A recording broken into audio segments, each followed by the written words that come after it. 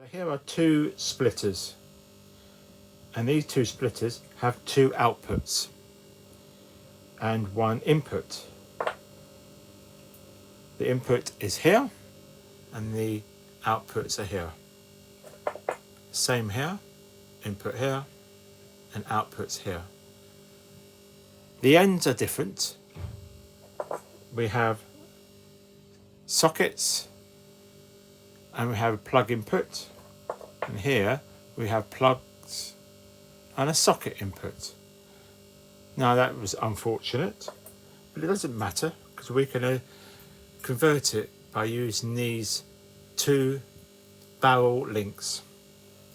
So first of all, we're going to use this input for the aerial.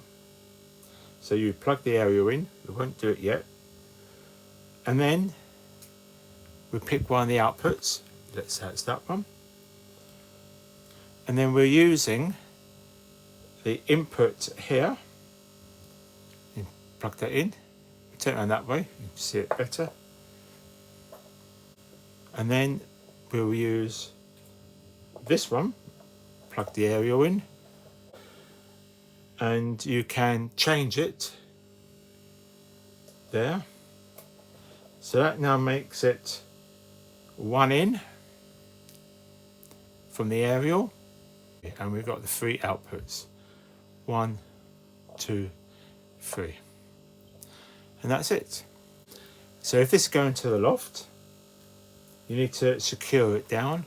You don't want it floating around. You can fix it to some wood, either have a panel like this, or you can fix it to one of the rafters like so. So that's the rafter.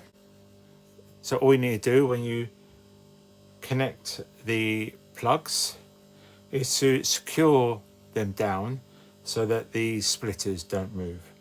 If you want to, you can of course secure the whole lot down by some kind of bracket to hold it in place.